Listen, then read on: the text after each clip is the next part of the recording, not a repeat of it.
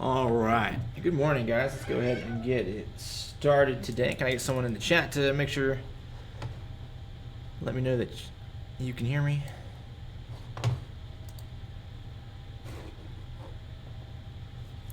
Please. Thank you, Cody. Thank you, Esteban. All right. Before we get started today, are there any questions, comments, or concerns related to anything in the course? Should be working on project number 2 right now. Assignments 11 and 12 are up. This is actually, we're going to wrap up, I think, chapter 12 today. We'll start on chapter 13 on Monday. But there won't be a self-study assignment for that. We're just going to do a couple of sections from 13. Those will be on the exam, but there won't be a self-study assignment for that. And then on Friday, we'll do a review for the exam. So a week from today will be the review for the third midterm. Remember, that's going to be multiple choice. We'll kind of just work through a bunch of practice problems, I think, on Friday and go over the concepts that I felt were important when I wrote the exam. So we'll do that on Friday. And then, of course, a week from Monday, it'll be the exam, and then Thanksgiving, and then we come back and review for the final, and then there you go. So, any questions? Going once, going twice. All right, in that case, let's talk today about the design of binary counters, right? So we talked about, so Esteban asks, how and why is the final optional? How is the final optional? You just decide if you want to take it or not. Why is the final optional? Some folks have some bad grades, and I wanted to help that out. So,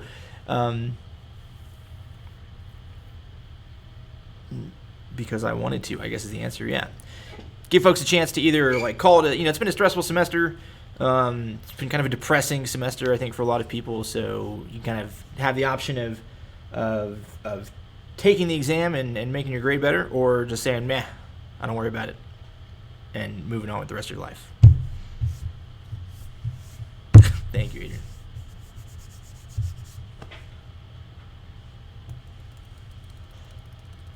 So yeah, but don't forget, there's no risk to taking it, right? So if the final is your lowest exam grade, then we drop that one, and there's no big deal. So, and that'll be online, multiple choice through Blackboard, and we'll do 2 days of review for the final.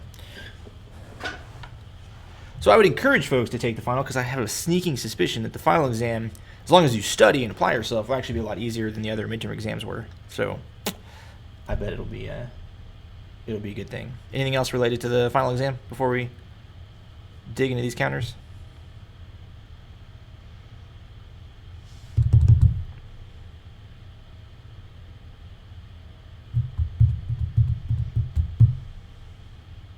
No, it's going to be a lot easier than exam 2. Exam 2 was tough, man. Well, it wasn't, but it was tricky for a lot of people since it wasn't just the same stuff we had seen before. All right. I wanted you to think abstractly, and some of us seem to struggle with that. So that's why we're going to do a multiple choice exam. No abstract thought required. Just, do you understand, or do you know the information? Okay. Let's get into this. Design of binary counters. So kind of like before, we're just going to walk through a series of examples of binary counting circuits, kind of like we did before, and we'll just sort of sit here on the tablet and kind of unpack them and look at their design, look at how, what their equations are, what do their state tables look like, all of that fun stuff. So let's take a look first at this circuit, which is called a synchronous binary counter. So the first thing that's going to jump out at you, is anyone else having trouble seeing the stream? Cody's asking for a friend.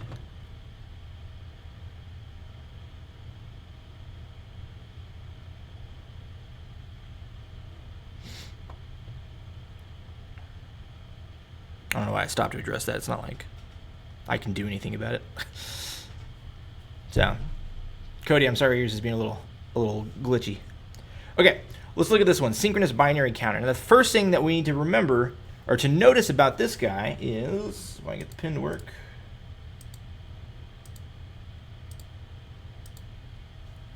is that these are T flip-flops.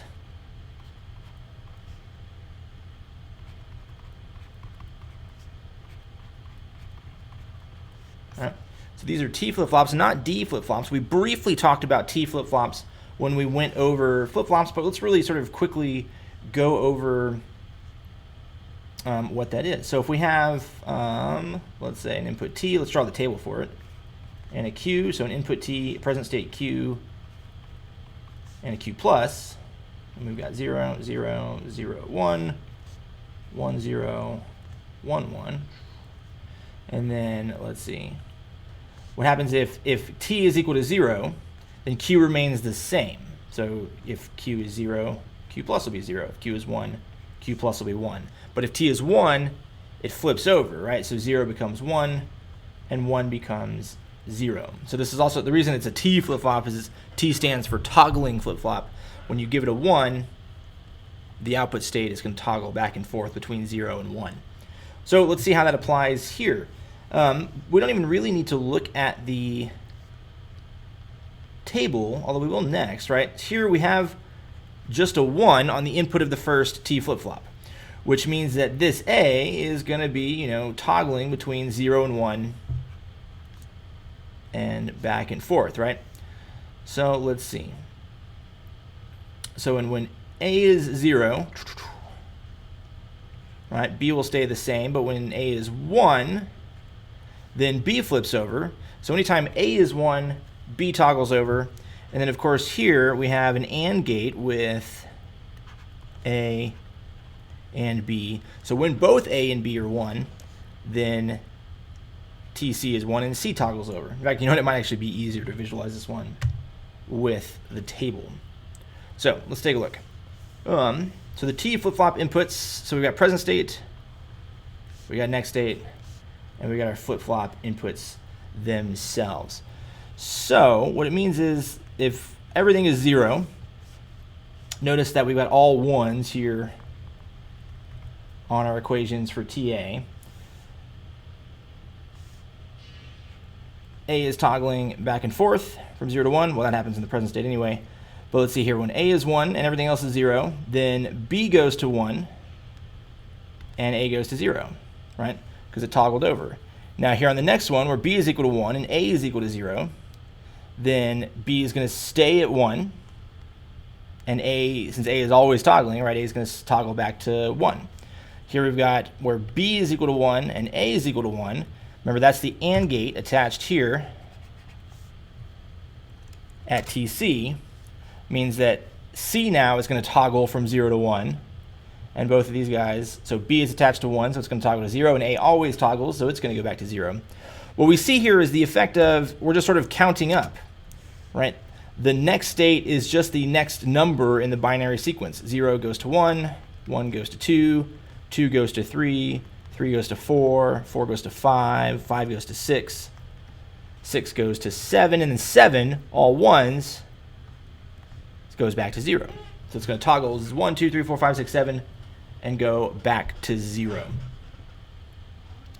I know that was a little bit abstract, but the big take-homes here are synchronous binary counter, T flip-flops. The first one gets an input of 1, so it's always toggling, and then everything after that just counts up as we progress through the state table. The only thing we need to define are the equations for TC and TB. Now, they're only dependent on the previous state, so A, C, B, and A. So we can kind of set them up as regular Boolean expressions, right? We can say that TC is a function of, this will be kind of confusing because we're working backwards, CBA equal to the sum of midterms, what? 0, 1, 2, 3, 5, and 7.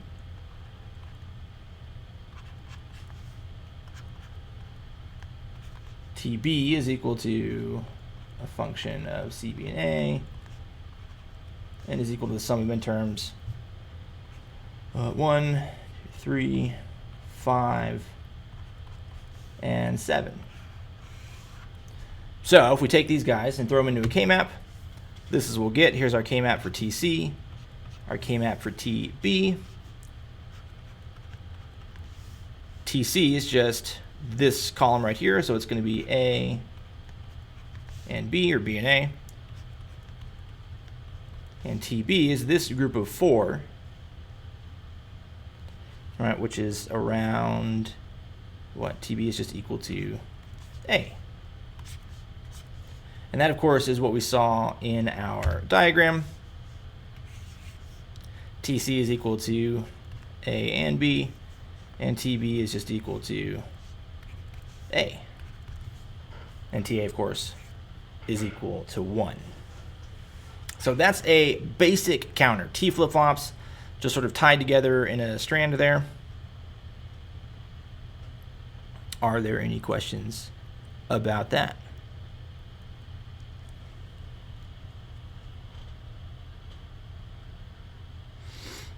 All right, let's keep it going. I was trying black ink, but I think I want to go back to red. It's a little bit easier to see. So now let's go ahead and do the same counter, but we're going to do it with D flip-flops. Now what's cool about D flip-flops is we can sort of ignore this business right here, right? We don't need special equations for T, we just need our next state equations, right? Since D is a transparent flip-flop, right, next state is output. There's no weirdness that's going on there. So here's what we can do. We can sort of build them from the ground up, right? C plus is a function of C, B, and A, and is equal to the sum of midterms 2, 3, 4, 5, and 6.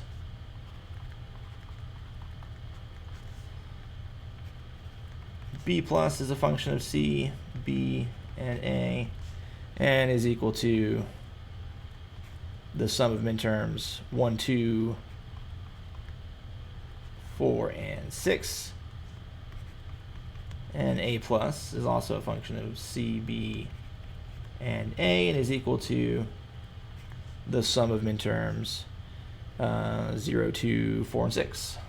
0, 2, 4, and 6. So the important thing here is you don't need separate flip-flop input equations when you're working with D flip-flops. This is one of the reasons why you might want to use D flip-flops over T flip-flops. T flip-flops will lead you to a more optimized solution since they kind of do some of the toggling on their own, but it's a little bit easier to design the equations for a D flip-flop counter. So we take these sum of midterms expressions and we throw them into K-maps, and we get some sort of basic stuff here. Let's take a look at A. So remember that here they've got it listed as DA. The flip-flop input A is just the next state A. So DB is equal to B plus, and DC is equal to C plus. So A plus is this big group of 4, which is just going to be A prime. B plus, the next state of B is going to be, what do we have here? B and A, or excuse me, B prime and A, or B and A prime, otherwise known as B XOR A. And then this one gets a little weirder, right? So let's write it over here. Let's say C plus is equal to, what is going on here?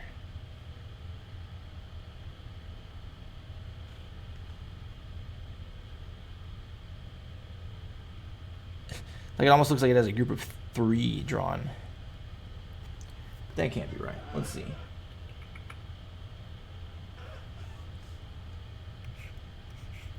We've got a group of 2. Oh, never mind. I see what's going on here. It's just kind of confusing because it's got this sort of circle. This is not a very well drawn graph. So we got this group of 2, which is going to be at C and B prime.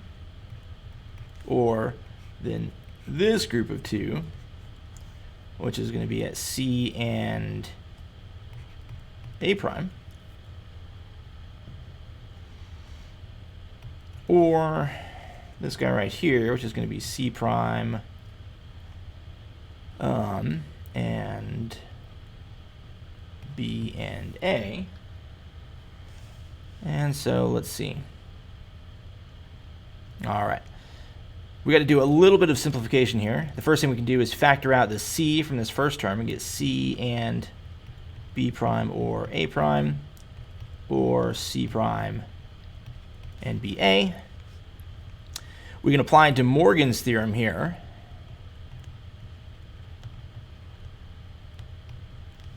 And that's going to get us C and BA naught, or C prime and BA, which of course this now is the XOR operation, so it's going to be C XOR BA. So there's our three characteristic equations for our flip-flops. Any questions about how we derived those equations using the K-maps?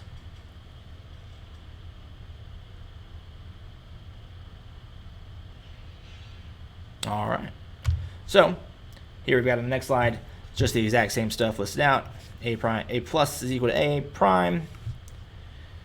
B plus is equal to B XOR A, and C plus is equal to C XOR B and A. Now we've got our diagram here. Let's see, we've got A coming out. I'll come back to this first one in a second. So we've got A XOR B for B, and then we've got C XOR A and B. But you might ask yourself, like, well, what's the deal with this, right? A plus,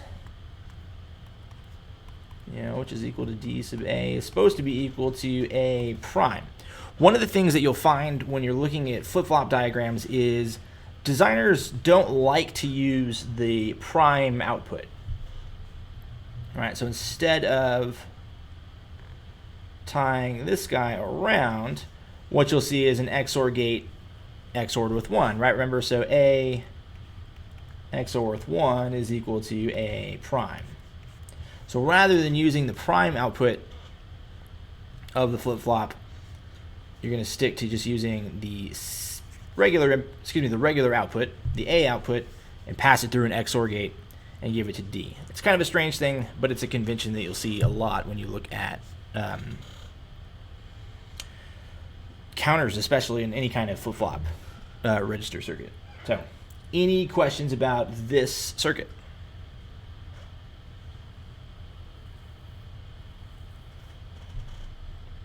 Okie doke. So, now let's take a look at binary up-down counters. So binary up-down counters are pretty cool. Here we've got an example of a 3-bit up-down counter. So it's 0, but it has the option of going in either direction, right? So we can count up from 0 to 1, 2, 3, 4, 5, 6, 7, back to 0. Or if it's in the down state, right, it's going to come back around and go the other way. So this actually becomes kind of strange. I'm not gonna worry too much about wanting you to understand how to derive the characteristic equations here, because it gets kind of tricky. And the reality is that this is A, C, B, A, U, D, C plus, B plus, A plus, right? This is 1, 2, 3, 4, 5 input truth table is really what's going on here, but they've kind of simplified it down to just be these sort of basic variables. So, but in this column we have whenever up is true, do this stuff, whenever down is true, do stuff, and they're sort of making the assumption that we have to keep them separate from each other, right? So in the outside of this circuit we would have like an inverter or something keeping them complementary to each other. The counter can only go up or down or not count at all. So let's take a look at the characteristic equations for this counter. So we've got dA is equal to A plus is equal to A XOR U or D. dB is equal to B plus is equal to B XOR U and A or D and A prime. And then C plus is equal to C XOR UBA or D B prime A prime. So this kind of makes sense, right? If you want to count, right, the bits don't necessarily care, right? As long as one of these guys is true, right, as long as one of these guys is 1, then we have A XOR 1, which is going to give us A prime, right? So as long as up or down is equal to 1, A is going to toggle back and forth between 0 and 1. And here, kind of like before, if U is 1, then we want to toggle off of the sort of forward-leaning one, right? When we hit A is equal to 1, then we want to toggle B, right? But if down is true, then we kind of want to be moving in the opposite direction, right? So if down is 1, then we want to toggle when A is equal to 0, right? Because we want to toggle going backwards. And same thing down here on C, right? Remember before we had C for the regular counter, which is C XOR B and A. And so here we have C XOR B and A as long as U is 1. And then if they're both 0, we toggle again as long as down is equal to 1. So while it might be kind of tricky to derive all of that from this table, hopefully you can take a look at this and kind of see that it makes a little bit of intuitive sense why this is going to behave in a sort of way that takes us up and down, right? If we just say that U is equal to 1, then it's exactly the same as the counter that we just looked at, right? You know, A XOR 1 equals A prime, and then B is equal to B XOR A, and then down here C is equal to C XOR BA, as long as U is equal to 1. And then everything is just inverted in the other case. So that's our binary up-down counter. Now, if you were to take all of that and drop that into our circuit, this is what you'd get. You know, a whole sort of series of XOR gates, right? So we got A XOR U or D coming from there. Here we've got B XOR D, and so what is this attached to? A prime, and U attached to A, so D or A prime, U or A.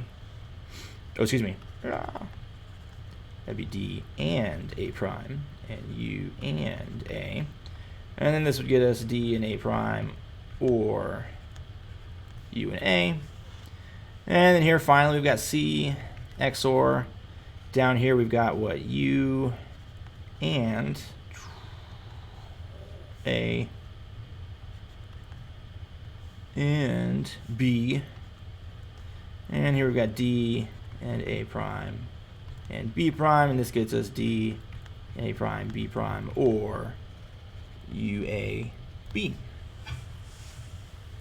So there's our circuit. It's kind of like before, remember in the end of the last lecture, I probably maybe even should have started with this, where we had the general counter, the general counting shift register, some kind of input, and then we had like a logic that fed back around into the input. And that's kind of what we see here, right? That logic block that they were talking about is this business right here connected to some kind of shift register. So let's see. Any questions about the binary up-down counter?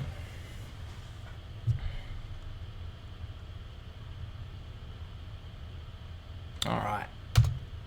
Moving along. We might get done pretty early. So loadable counters with count enable, right? So maybe we want to like load some numbers into our counter and then count, right? We want to pick a place to start from. This is really important, especially in computer architectures. So let's sort of unpack this a little bit. We've got a 3-bit bus, so 3 bits coming in, 3 bits going out. So we're still going to have that same C plus B plus A plus structure. But then we have a count enable. And then we have a load enable. And then, of course, we have a clock running. Notice that's a rising edge. And we've got a clear on a bubble, which means that we're going to clear on 0 instead of on 1. So let's take a look at the state table here. The first line here has clear equal to 0. And as long as clear is equal to 0, it does not matter what the other two values are. Everything is going to go to 0. Now, we've got some options when clear is equal to 1. We come over here, and they're going to give, in this case, load the priority, right? So if load is equal to 1, then it doesn't matter what count is. We're going to load the values DC, DB, and DA, right? We're going to load that input into our counter. So the next state will be whatever we feed it. And then, if load is 0 and count is 0, then there's no change, right? Then we're not loading and we're not changing the state. The count is remaining exactly the same as it was before. But then if we have, clear is 1, load is 0, and count is equal to 1, then it's going to be present state plus 1, right? So 0, 0, 0 is going to become 0, 0, 1. 0, 0, 1 is going to become 0, 1, 0, all the way down to 1, 1, 1, which is going to become 0, 0, 0 again. So as long as count is 1, our counter here is going to churn and give us a count. So let's take a look at the equations for this. Again, I don't expect you guys to be able to derive these particular equations because they're pretty tricky and they require a little bit of sort of digging in to figure it out. But let's go over them really fast. We've got A plus is equal to dA, of course. So that's load prime and A, or load and DAN. So that kind of makes sense. XOR not load and count. So that sort of makes sense, right? If load is 0, then we're going to stay the same. We're going to stay at A. If load is 1, we're going to grab whatever DA is. And that's XORed with load prime. So as long as load is 0, if count is 1, then we're going to be counting. But this is what gives load priority over the count. And you'll see everything here is exactly the same for the rest of them except for the very last one here. C, the last bit on the count here is C and, or is B and A. Load prime and count and B and A. So that's the, if it toggles at the end, do the stuff. So now if we take a look at our logic diagram, this is probably the most complex logic diagram that we've looked at so far. And so let's unpack it. We've got 3 regular D flip-flops. We've got rising edges. We've got bubbles on our clear inputs. That means that we're going to wipe everything to 0 whenever clear is equal to 0. Again, like before, nobody is taking any inputs from B prime. We're going to use inverters to do any sort of inversion of the clock state. And then the clock comes around to each of these flip-flop signals, feeds around to a multiplexer that has load as its select, and so I'm going to guess that's going to be 0 and 1. So if it's 0, we're going to take from A, and if it's 1, we're going to take from DA, and that gets XORed with this guy, which is load prime and count, so load prime and count enable. And that goes all the way through. So here is load prime and count and XOR the value that came out of that multiplexer.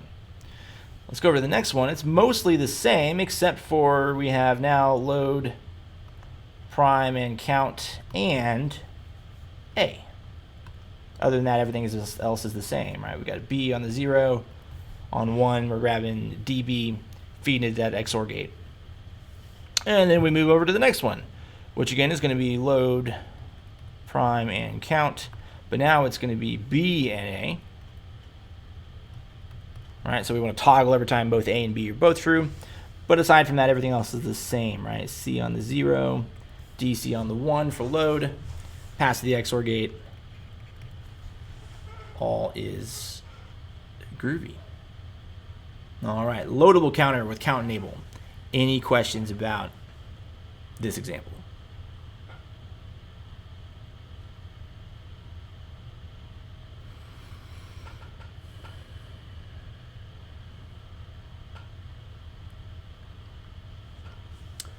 So basically what I might, a question, let's take a minute, we've got some time.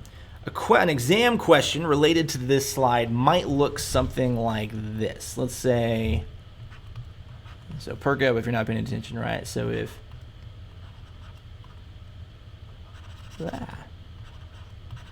A, B, C is equal to 0, 1, 0, and CRN is equal to 1, and let's say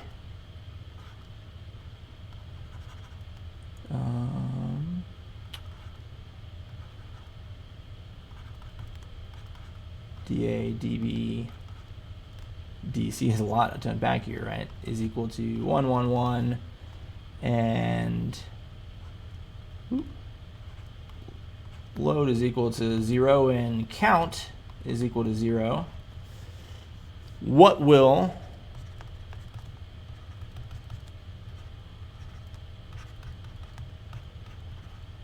A plus, B plus, and C plus be on the next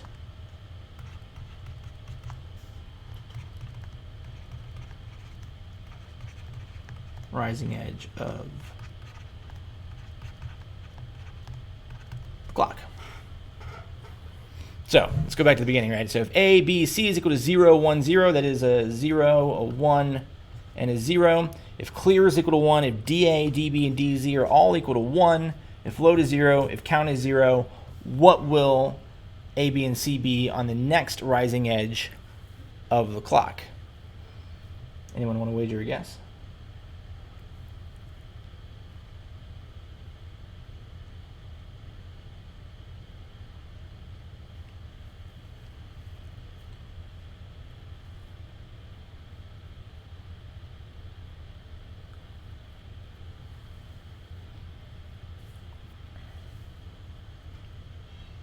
Dante says 0, 1, 0. Colby says no change. You're absolutely right. So it would just be, the answer would be 0, 1, 0 again, right? Because load was equal to 0 and count was equal to 0. So this is, I just wanted to give that as an example of, this is the kind of style of question you could expect on the exam, right? When you're looking at the slides, just make sure that you kind of understand the behavior, right? And make sure that you you recognize like what these are, right? Make some flashcards. Because I may not give you the picture, I might just say, in a loadable counter with count enable, if such and such, like what is the output, right? And so you might need to sort of quickly flip through your notes to find that slide or whatever. So yeah, so I know it's kind of tough to envision what questions are going to be like, but this is an example of what a question on the exam related to this slide might look like. All right, any other questions about this slide? Or the question that I asked to go along with it?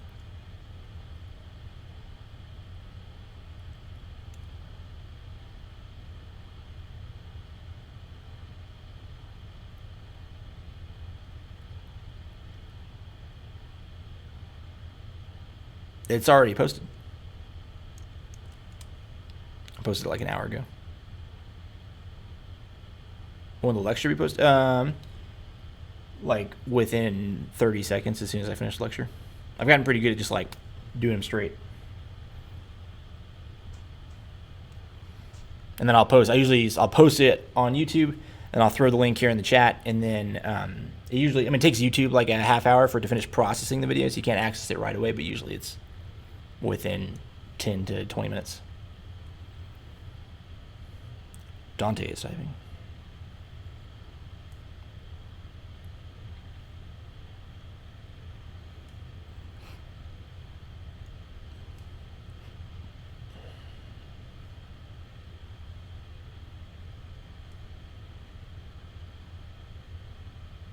Okay, all right. So let's move on to the last section here, graph counter with D flip-flops. So we talked about a binary counter, we talked about a binary up-down counter, we talked about a counter with load, enable. A graph counter is, roughly speaking, any other count that doesn't make sense, right? A graph counter is a counter that counts, any arbitrary sequence, right? So we make up some numbers and we count through that. So when we say graph counter, that's going to be, any sequence, right? So if I ask you, so you have to be given what the sequence is, right? We have to see this diagram where we see what the sequence is, right? So if I ask you like a question about about a graph counter, and I don't give you the sequence, well, then that's a trick question, right? Because you can't know anything about the sequence. You can't know anything about the graph counter without knowing what the sequence is going to be. So let's look at this one, though. This one goes from 0, 0, 0 to 1, 0, 0 to 1, 1, 1 to 0, 1, 0 to 0, 1, 1 back to 0. So it goes from 0 to what? To 4 to 7 to 2 to 3 back to 0, right? So this is, seemingly nonsensical, but probably has something to do with, whatever the application is, right? And then we go ahead and, since we're using D flip-flops, not T flip-flops or anything else, right, we can stick to just, C, B, and A, and C plus, B plus, A plus.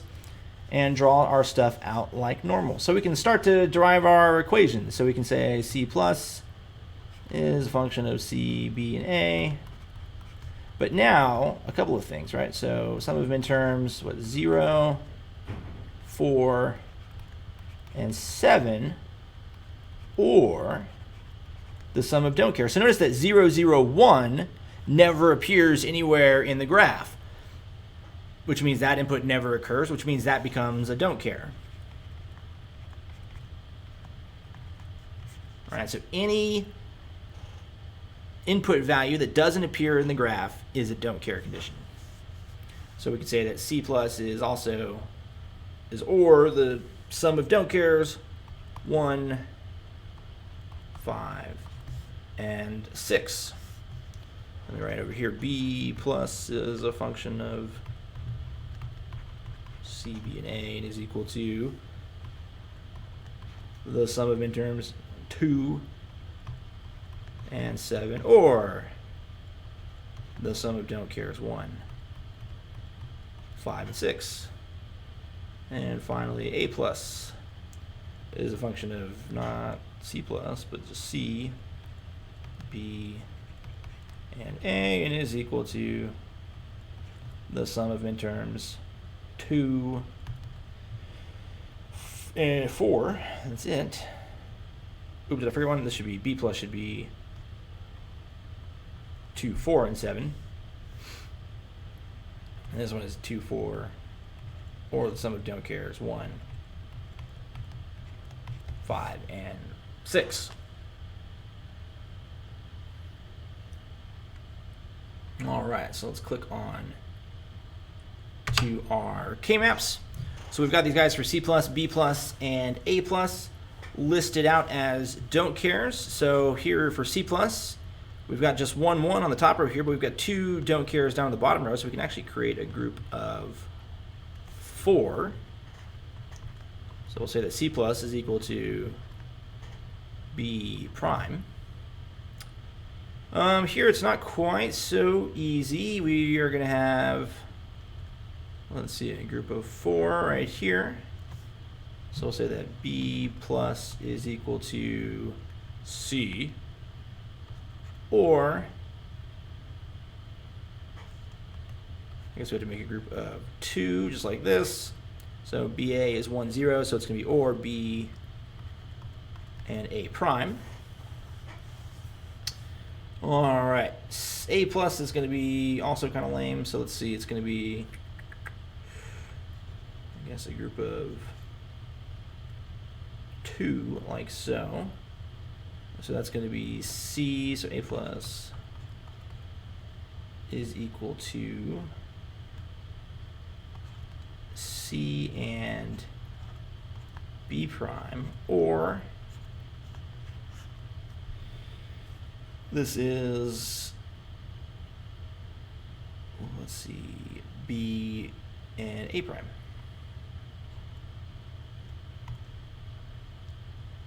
Yeah. All right, I think that's everything. Nice. So we actually, there's a different solution to this that we could have done. Does anyone see an alternate solution that we could have here that actually will lead us to a more optimized solution?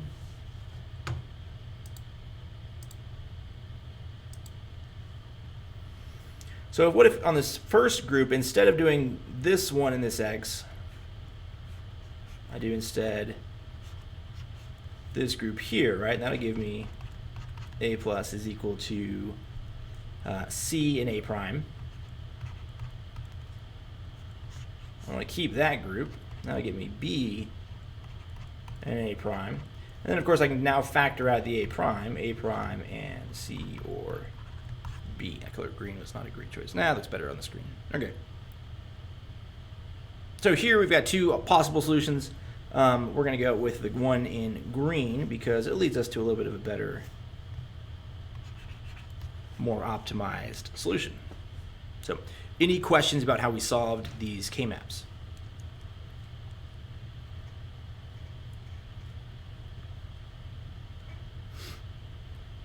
Groovy. All right, so on this next slide, we've got the equations just the way we had them. C plus is equal to B prime, B plus is equal to C or B and A prime, and A plus is equal to A prime and C or B. So if we go ahead and look at our flip-flops, this is what we're going to get. Let's see, for some reason they've drawn this one. Let me go back to my original color. No, pen color is red. All right. They've thrown a bubble on this guy, which means it's going to be a falling edge. Not a failing edge. Falling edge. All right, and then let's see. C was equal to B prime. That's what we've got. B prime, or excuse me, B plus was equal to C or B and A prime. DB. So let's see, we've got B, A prime, C or B, A prime. Now notice here in this example, they've actually sort of gone against the convention that we just talked about. Right here, they are actually using the complementary outputs of the flip-flops. So let's see, here we got C or B, and here we got A prime and C or B into our flip-flop. So there we go. That's all there is to that one. So just to recap the graph counter, remember a graph counter is a counter that counts any arbitrary sequence. Right, we're going to focus on using D flip-flops to implement these. You know, we've got the count. We're going to lay that by using this diagram here. We've got our truth table. Any input combination that does not appear in the graph, such as 0, 0, 1, is a don't care for the purposes of calculating our characteristic equations. And then it's just like normal, right? K-maps, expressions, logic diagrams. Life is good. And we're even a few minutes early. So, just to recap, we went over synchronous binary counters. We looked at binary. So first, this first one I should say, I should have maybe said with T flip-flops. Right? Then we did a binary counter with D flip-flops. We looked at a binary up-down counter. We looked at a loadable counter with count enable. And finally here we did an example of a graph counter with D flip-flops. So, any questions, comments, or concerns?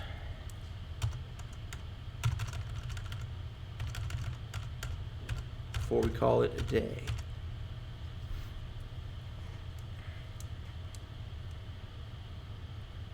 All right. Well, if there are no questions, that's it for today. Have a great weekend. Don't forget that Project 2 is due on Monday night, as is assignment number 11. So, you know, make sure you don't fall asleep on that. So, if there's nothing else, have a great weekend. Be safe, and I'll see you guys on Monday, where we'll start in a little bit of Chapter 13. Thanks, guys.